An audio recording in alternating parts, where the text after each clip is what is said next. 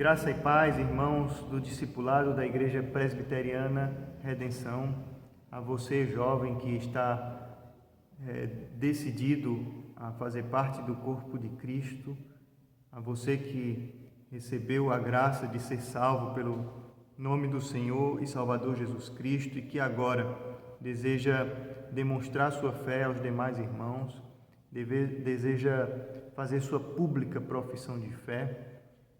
Esse estudo foi preparado para você e nós vamos agora orar ao Senhor para que nos dê a graça do entendimento da sua palavra.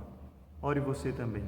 Senhor, nosso Deus, amado Pai, obrigado, Senhor, por cada um destes jovens que estão fazendo o discipulado de nossa igreja. Ser com cada um deles, abençoa-os. Dá ao Senhor a tua graça sobre cada um. Em nome de Jesus, nos conduz para o melhor entendimento da tua palavra. Nos conduz, ó Senhor, para mais perto de ti. Em nome de Jesus, abençoa-nos. Amém. Então, hoje nós estudaremos o chamado eficaz ou a graça irresistível, como se diz. Então, o que seria a doutrina da graça irresistível? Esse nome revela a benevolência de Deus para conosco e a impossibilidade do homem de resistir à benevolência de Deus. Mas o que significa isso? Significa que você não pode não ser salvo. Se você é um eleito de Deus para a salvação, você não pode não ser salvo. Então você pode dizer, pastor, mas existem pessoas que resistem ao chamado de Deus. Existem pessoas que resistem ao chamado do Evangelho. Nós mesmos resistimos ao chamado do Evangelho. Mas significa que este chamado do Senhor, ele, se é para a salvação, ele não pode ser resistido perpetuamente pelo homem. Nós podemos resistir a certos chamados da parte de Deus. Nós podemos resistir a certas palavras da parte de Deus para nós. Nós podemos resistir a algumas medidas da graça de Deus. Nós podemos, por causa do pecado, por causa da nossa própria maldade, o nosso coração e a nossa natureza vai estar sempre resistindo obedecer a Deus. Mas se Deus quer nos salvar, ninguém impedirá isso. Se Deus quer tratar conosco para a salvação, se Ele quer tratar a nossa vida, nós não podemos resistir de maneira que venhamos a abandonar a salvação ou de maneira que possamos jamais adentrar na salvação do Senhor.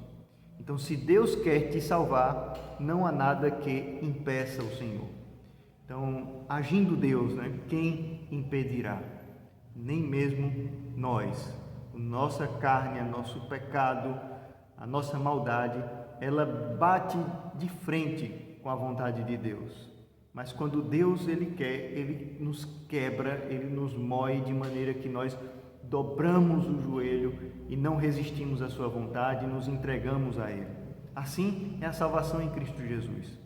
Nós até resistimos por causa do nosso pecado, por causa da nossa maldade, por causa das nossas transgressões, por causa da nossa dureza de coração, mas diante da graça de Deus sobre a nossa vida, nós desabamos.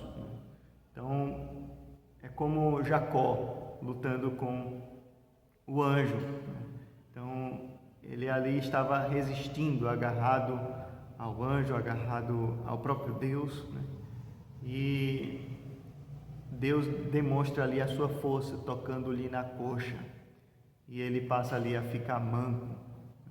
Nós, muitas vezes, resistimos a Deus, mas quando Deus demonstra o seu poder, quando Deus se revela a nós para a salvação, não há como resistirmos.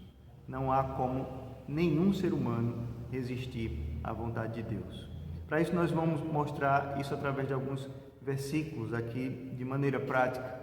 Isaías 14, 27 nos diz assim: porque o Senhor dos exércitos o determinou, quem, pois, o invalidará? A sua mão está estendida, quem, pois, a fará voltar atrás? Quem pode fazer com que a mão de Deus retroceda? Quem pode fazer com que a mão de Deus volte atrás? O seu cetro está estendido, a ordem já foi dada. Quem pode dizer que não? Deus quer te salvar? Deus te salvou? Quem pode dizer que não? Nem nós mesmos podemos dizer que não. Em Ezequiel 11:19, em Ezequiel 36:26, você pode acompanhar isso através daquela tabelinha que eu compartilhei com vocês no WhatsApp, e vou deixar aqui também no link da descrição os textos que nós estamos lendo. Nós não vamos ler todos os textos da tabelinha, que são muitos, mas você pode acompanhar na sua casa, usando essa tabela, outros textos que falam sobre isso que estamos falando. E em Ezequiel, nos textos que já citamos, Ezequiel 11:19, 36:26, nos diz que Deus ele muda o nosso coração de pedra para um coração de carne. Veja o que diz a palavra do Senhor: dar-lhes-ei um só coração, um espírito novo porei dentro deles. Tirarei da sua carne o coração de pedra e lhes darei um coração de carne. Em Ezequiel 36:26, dar-vos-ei coração novo e porei dentro de vós espírito novo. Tirarei de vós o coração de pedra e vos darei coração de carne. É Deus quem faz a obra. Nós não podemos resistir. Quando Ele determina, quando Ele decreta, quando Ele quer, Ele muda o nosso coração de pedra e transforma esse coração de pedra num coração de carne. Ele dá-nos um espírito novo, de maneira que nós podemos agora enxergar o nosso pecado e não praticamos mais o pecado de maneira que aquilo nos satisfaz ou nos agrada em praticar como antes.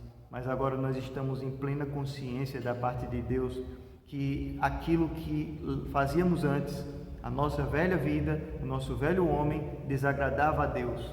Ele transforma o nosso coração de maneira que agora nós podemos agradar a Ele, buscar a Ele e nem sequer queremos mais voltar para trás. Em Mateus 11:27, o Senhor Jesus Cristo nos diz assim: tudo me foi entregue por meu Pai. Ninguém conhece o Filho senão o Pai. Ninguém conhece o Pai senão o Filho. E observe a continuação do versículo: e a quem o Filho o quiser revelar.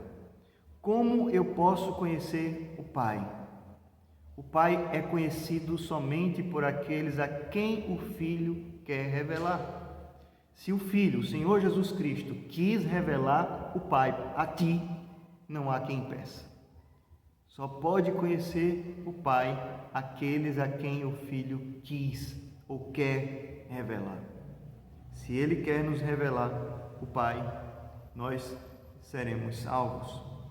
João 1, versículo 12 e 13 nos diz assim: mas a todos quantos o receberam, deu-lhes o poder de serem feitos filhos de Deus, a saber, aos que creem no seu nome, os quais não nasceram do sangue, nem da vontade da carne, nem da vontade do homem, mas de Deus.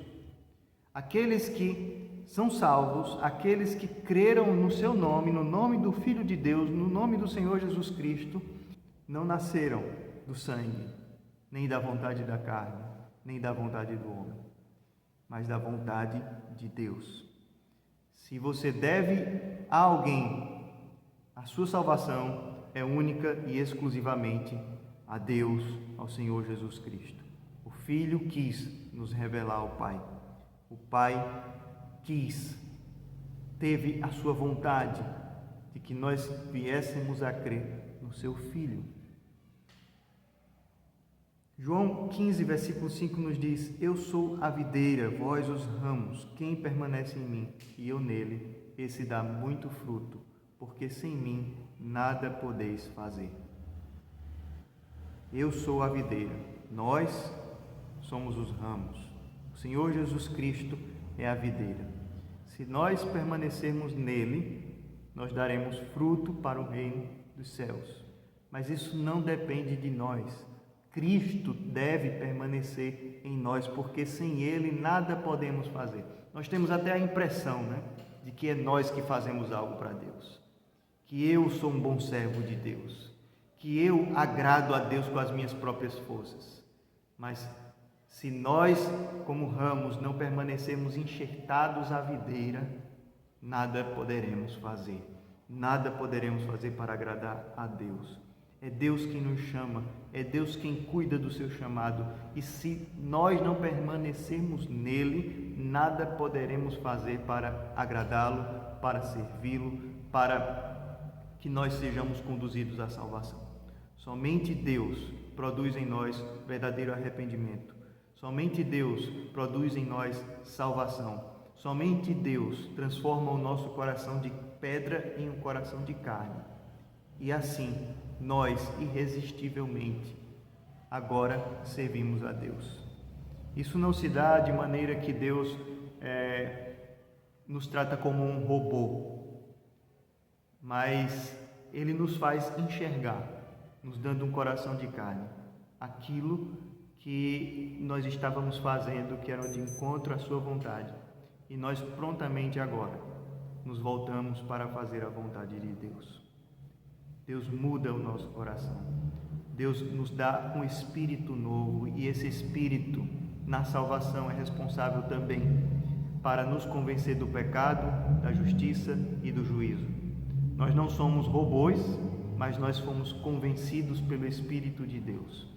E quando Deus age, nos convencendo do pecado, da justiça e do juízo, não há como resistir.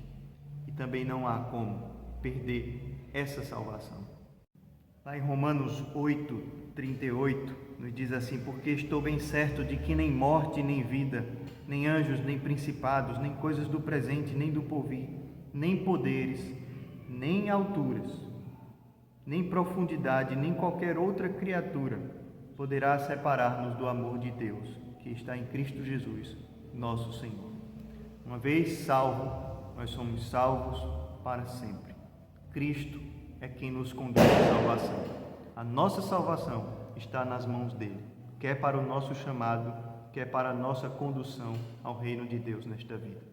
Que Deus nos abençoe, que Deus te abençoe e derrame graça sobre a tua vida, para que você seja conduzido por ele e não pela sua própria carne, não pela sua própria vontade.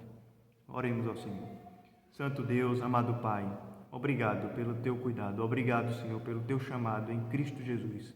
Obrigado pelo novo coração que tu nos dás, pelo Espírito novo que tu põe dentro de nós. Sê conosco, abençoa-nos. Em nome de Jesus. Amém.